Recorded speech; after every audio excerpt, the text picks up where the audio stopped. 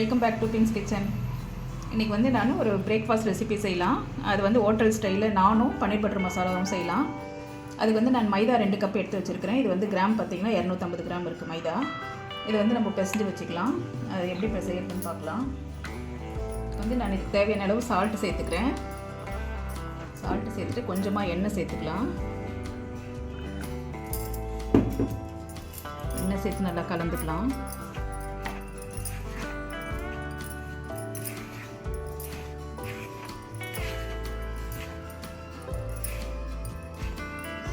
கலந்துட்டு இதில் வந்து நான் 1/4 கப் தயிர் எடுத்து வச்சுருக்கிறேன்.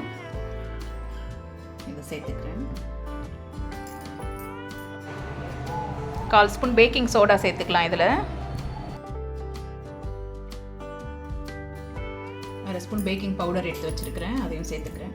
நீங்கள் இந்த தயிர், பேக்கிங் பவுடர், பேக்கிங் சோடா சேர்க்கலைன்னா 1 ஸ்பூன் ஈஸ்ட்டு வெதுன்னு நீரில் ஒரு 10 நிமிஷம் அதை ஆக்டிவேட் பண்ண வச்சுட்டு இதை ஊற்றி அந்த ஈஸ்ட்டை ஊற்றி கலந்துட்டிங்கன்னா இந்த தயிர், பேக்கிங் பவுடர், பேக்கிங் சோடாலாம் சேர்க்காமல் அந்த ஈஸ்ட்டை மட்டும் போட்டு கலந்துக்கலாம். நான் இன்றைக்கி ஈஸ்ட்டு சேர்க்கல, அதனால் இதெல்லாம் சேர்த்துக்கிறேன். நல்லா சேர்த்து நல்லா மாவு கலந்து பசைஞ்சு வச்சிடலாம்.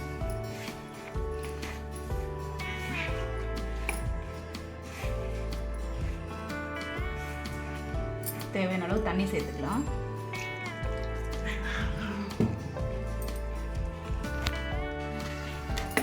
இந்த அளவு பிசைஞ்சிக்கலாம். இது கொஞ்சம் ஒட்டுற மாதிரி தான் இருக்கும். நல்லா பிசைய வந்து சரியாக வந்துடும்.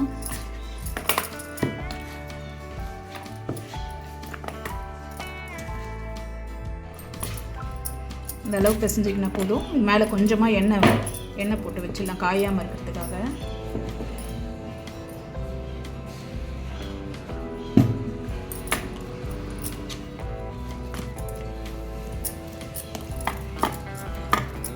இது நல்லா ஒரு மணி நேரத்துலேருந்து 2 மணி நேரம் வரைக்கும் நல்லா ஊறட்டும் மாவு. அப்புறமா பார்க்கலாம். நான் அப்படியே மூடி வைக்கிறேன். இதுக்கு சைட் டிஷ் பன்னீர் பட்டர் மசாலா செய்யலாம். அதுக்கு வந்து நான் பன்னீர் 250 கிராம் பன்னீர் எடுத்து கட் பண்ணி வச்சுருக்கிறேன். சதுரமாக கட் பண்ணி வச்சுருக்கிறேன். இதை வந்து சுடுதண்ணியில் கொஞ்சம் ஒரு சுடுதண்ணி வச்சுருக்கிறேன். ரொம்ப சூடில் வெதுன்னு தண்ணி இருக்குது. அதில் வந்து ஒரு 10 நிமிஷம் போட்டு எடுத்துக்கலாம். அப்போ தான் பன்னீர் கொஞ்சம் நல்லா சாஃப்டாக இருக்கும். இது எல்லா பன்னீரையும் இந்த சுடுதண்ணியில் போட்டுட்டு அப்படியே 10 நிமிஷம் விட்டுட்டு நம்ம எடுத்துக்கலாம். இந்த பன்னீர் அப்படியே 10 நிமிஷம் இருக்கட்டும் சுடு தண்ணியில். நம்ம அதுக்குள்ளே இந்த பக்கம் ஒரு பாத்திரம் வச்சுக்கலாம்.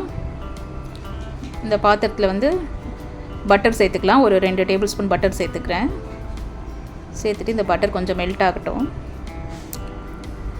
இதுலேயே வந்து 2 பிரிஞ்சி இலை, ஒரு 2 சின்ன துண்டு பட்டை, ஒரு 4 லவங்கம், 2 ஏலக்காய், ஒரு சின்ன துண்டு கல்பாசி வச்சுருக்கிறேன். அதை அப்படியே சேர்த்துக்கிறேன். சேர்த்துட்டு இது நல்லா ஒரு முறை கலந்துக்கலாம். நல்லா கலந்து விட்டுட்டு நான் இதிலே காஷ்மீர் சில்லி சேர்த்துக்கிறேன். ஒரு 4 காஷ்மீர் சில்லி சேர்த்துக்கிறேன். சேர்த்துட்டு இதிலே பச்சை மிளகா ஒரு 3 மிளகா சேர்த்துக்கிறேன். சேர்த்துட்டு நல்லா கலந்துடலாம். காஷ்மீரி சில்லி இல்லைன்னா ஒரு சாதா வரமிளகா கூட ஒரு 3 மிளகா சேர்த்துக்கலாம். இது நல்லா ஒரு முறை கலந்துட்டு இதுலேயே நான் ஒரு மீடியம் சைஸ் ஆனியன் ஒரு 4 ஆனியன் ரஃபாக கட் பண்ணி வச்சுருக்கிறேன். அதை அப்படியே சேர்த்துக்கிறேன்.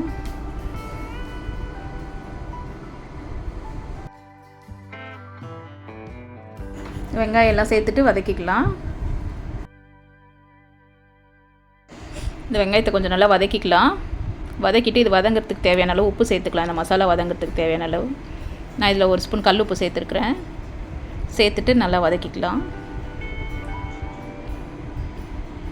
வெங்காயம் கொஞ்சம் வதங்கட்டும். வதங்கினதுக்கு அப்புறமா நம்ம தக்காளி சேர்த்துக்கலாம்.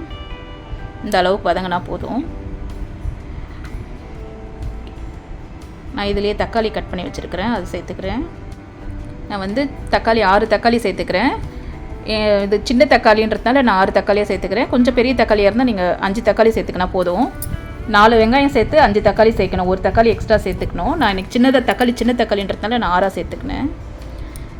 இந்த தக்காளியும் சேர்த்து நல்லா கொஞ்சம் தக்காளி குழைவாகிற வரைக்கும் வதக்கிக்கலாம். இதை அப்படியே கொஞ்சம் அடுப்பு மீடியம்லேயே வச்சு வதக்கிக்கலாம். அதுக்குள்ளே இந்த பக்கம் பன்னீர் நம்மளுக்கு போட்டு 10 நிமிஷம் ஆயிடுச்சு. சுடு தண்ணியில் போட்டு இதை எடுத்துடலாம். இந்த பன்னீர் ஃபுல்லாக எடுத்து அப்படியே ஒரு பக்கம் ஓரமாக வச்சிடலாம்.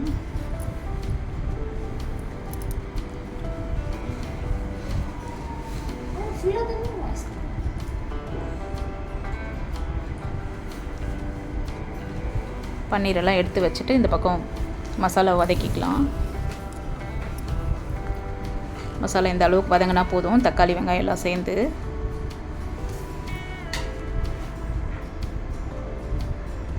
அவ்வளோதான். நான் இதை அடுப்பு அப்படியே ஆஃப் பண்ணி வச்சுறேன், ஆறட்டோன்னு. மசாலா ஆறிட்டுச்சு. நான் இதை வந்து ஒரு ஜாரில் சேர்த்துக்கினேன். ஆறின மசாலாலாம் சேர்த்து இந்த ஜாரில் சேர்த்து இது கூடவே ஒரு ஸ்பூன் இஞ்சி பூண்டு பேஸ்ட்டு சேர்த்துக்கிறேன். சேர்த்துட்டு இதில் முந்திரி ஒரு 10 பல் முந்திரி வந்து நான் ஊற வச்சுருக்கிறேன் தண்ணியில் ஒரு 1/2 மணி நேரமாக, அதை சேர்த்துக்கிறேன். இந்த முந்திரி சேர்க்கறதுனால நல்லா கிரேவி நல்லா திக்னஸாக இருக்கும், டேஸ்ட்டும் நல்லாயிருக்கும். இந்த முந்திரியை சேர்த்து நல்லா கொஞ்சமாக தண்ணி விட்டு நல்லா நைஸாக பேஸ்ட்டாக அரைச்சிக்கலாம். இந்த அளவுக்கு அரைச்சி வச்சுக்கலாம். பன்னீர் பட்டர் மசாலாலாம் வதக்கி அரைச்சி வச்சுட்டோம். இப்போ எப்படி செய்யலான்னு பார்க்கலாம். அதுக்கு வந்து ஒரு 4 டேபிள் ஸ்பூன் அளவுக்கு வந்து நான் பட்டர் எடுத்துக்கிறேன். கொஞ்சம் பட்டர் சேர்த்து கொஞ்சம் நிறைய சேர்த்திங்கன்னா தான் நல்லாயிருக்கும். இல்லை கொஞ்சம் எண்ணெய் கொஞ்சம் பட்டர் சேர்த்துக்கினாலும் சேர்த்துக்கலாம்.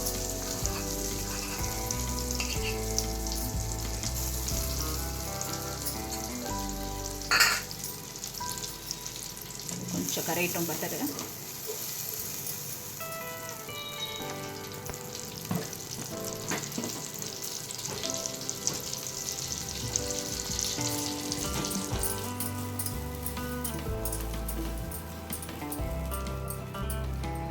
பட்டர் மெல்ட் ஆகிட்டதும் இதில் வேணுன்ற மசாலா சேர்த்துக்கலாம்.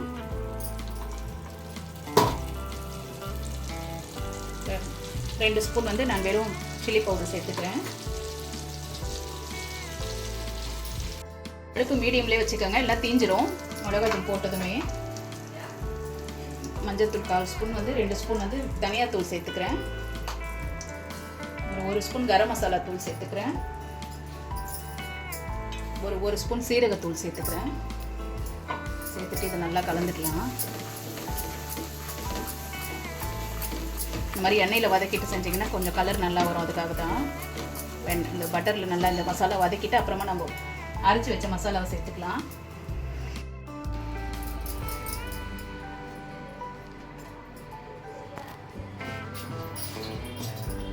மசாலா சேர்த்துட்டு நல்லா கலந்துக்கலாம்.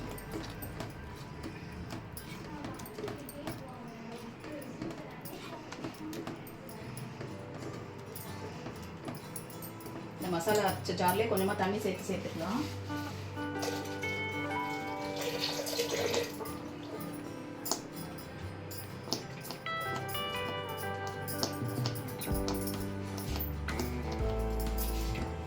தண்ணி எப்படி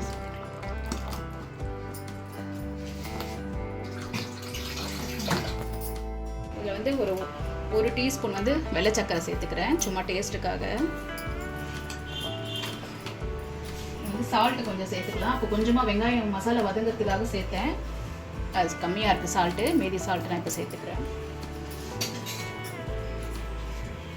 அவ்வளோதான். இதை நல்லா கலந்து விட்டுட்டு நல்லா கொதிச்சு இது கொஞ்சம் மசாலா நல்லா எண்ணெய் தெளிஞ்சு வரட்டும். நம்ம அப்புறம் பன்னீர் சேர்த்துக்கலாம். நான் இதை அப்படியே மூடி வைக்கிறேன், மசாலா நல்லா கொதிக்கட்டும். மசாலா எப்படி இருக்குது பார்க்கலாம், திறந்து பார்க்கலாம். நல்லா எண்ணெய் பிரிஞ்சு வந்திருக்கு. இந்த அளவுக்கு வந்தால் போதும். நான் பன்னீர் சேர்த்துக்கிறேன். நல்லா சுடு தண்ணியிலலாம் போட்டு வச்சதுனால நல்லா சாஃப்டாக இருக்குது பன்னீரும். எடுத்து வச்சிருக்கிற பன்னீரெல்லாம் அப்படியே சேர்த்துக்கலாம்.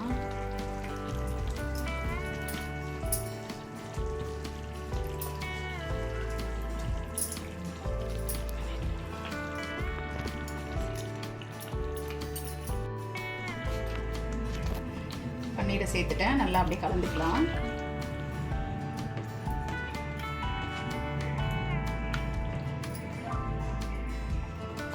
இதுலேயே வந்து கொஞ்சம் கஸ்தூரி மேத்தி எடுத்துருக்கிறேன், அதை அப்படியே நல்லா கொஞ்சம் கையில் ப்ரஷ் பண்ணி சேர்த்துக்கலாம். ஒரு ஸ்பூன் அளவுக்கு எடுத்துருக்கிறேன்.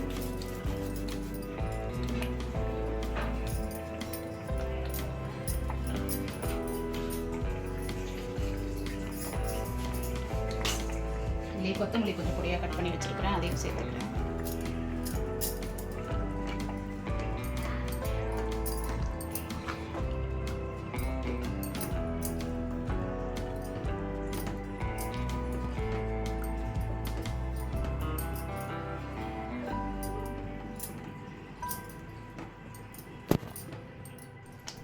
மேலே அப்படியே ஒரு துண்டு பட்டர் சேர்த்துக்கிறேன்.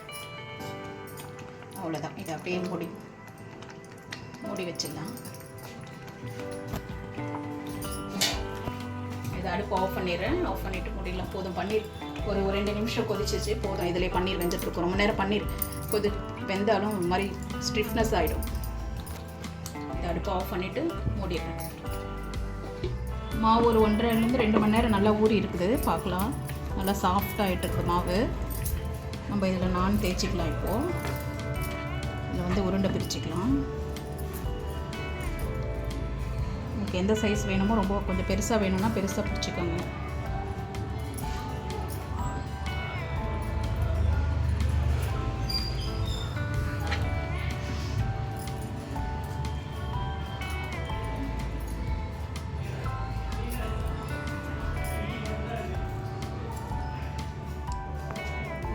மாவு உருட்டி வச்சுட்டேன். நம்ம எடுத்த 2 கப் மாவுக்கு வந்து 6 உருண்டை வந்திருக்கு. 6 நான் வரும்.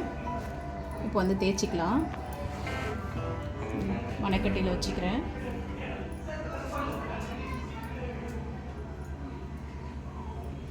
கொஞ்சம் ட்ரை மாவு தொட்டுக்கிறேன். நல்லா அதை தேய்ச்சிக்கலாம். ரவுண்டு ஷேப்பாக வேணாலும் தேய்ச்சிக்கலாம், இல்லை நம்ம நீட்டாக நம்ம ஹோட்டலெல்லாம் கொடுக்குற நீட்டாக இருக்கிற மாதிரி கொஞ்சம் ஓவல் ஷேப்லேயும் தேய்ச்சிக்கலாம்.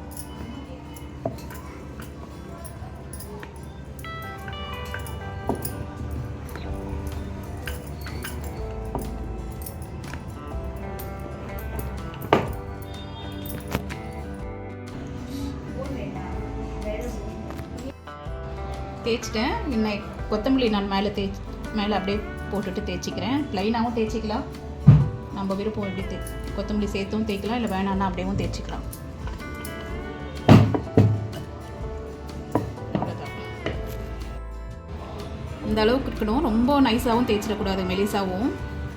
இந்த அளவுக்கு இருந்தால் தான் கரெக்டாக இருக்கும்.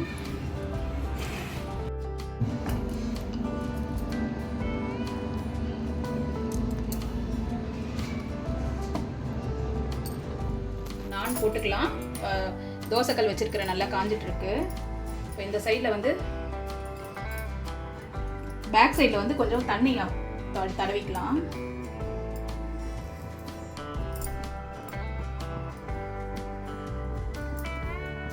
நல்லா தண்ணி தடவிட்டு போட்டோம்னா நல்லா அதை அப்படியே ஒட்டிக்கும். நல்லா கல் வந்து நல்லா சூட்டில் இருக்கணும், அப்போ தான் நல்லா பிடிச்சிக்கும். அப்படியே இருக்கட்டும். கொஞ்சம் நல்லா சூடு ஏறினா தான் கொஞ்சம் நல்லா மேலே எழும்பி வரும். இந்த அளவுக்கு எழும்பி வந்துச்சுன்னா போதும். இப்போ அப்படியே நம்ம அடியில் மேல் பக்கமாக திருப்பி அப்படியே அனலில் காமிக்கலாம். இந்த அடுப்பு இது அனல்லையே நல்லா அது வேகணும்.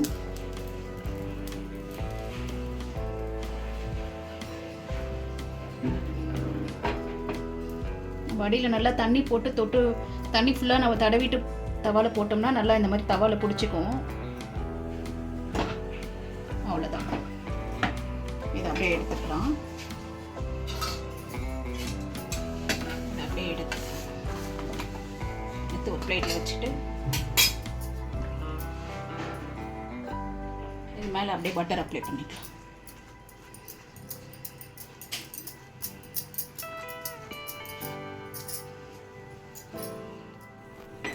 அப்படியே திருப்பி காமிச்சிக்கலாம்.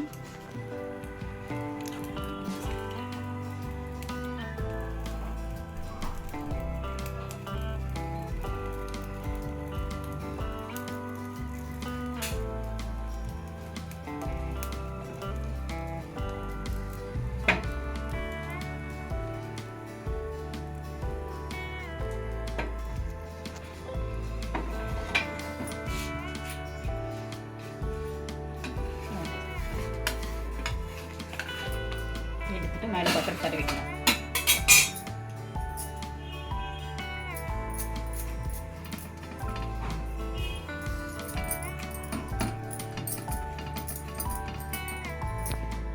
அவ்வளோதாங்க, நான் ரெடி. அவ்வளோதாங்க, ரெஸ்டாரண்ட் ஸ்டைல் நானும் பன்னீர் பட்டர் மசாலாவும் ரெடி ஆகிடுச்சு. இந்த மாதிரி ஒரு முறை ட்ரை பண்ணி பாருங்கள். வீட்டில் இருக்கிற பசங்களுக்கு செஞ்சு கொடுத்து பாருங்கள். வெளியே ரெஸ்டாரண்ட்டில் தான் போய் சாப்பிடணும்னு இல்லை, நம்ம வீட்லேயே செஞ்சு கொடுக்கலாம். இந்த மாதிரி ட்ரை பண்ணிவிட்டு எப்படி இருக்குதுன்றத கமெண்ட்ஸில் சொல்லுங்கள். இந்த வீடியோ பிடிச்சிருந்தா லைக் பண்ணுங்கள், ஷேர் பண்ணுங்கள், சப்ஸ்கிரைப் பண்ணுங்கள். தேங்க்யூ.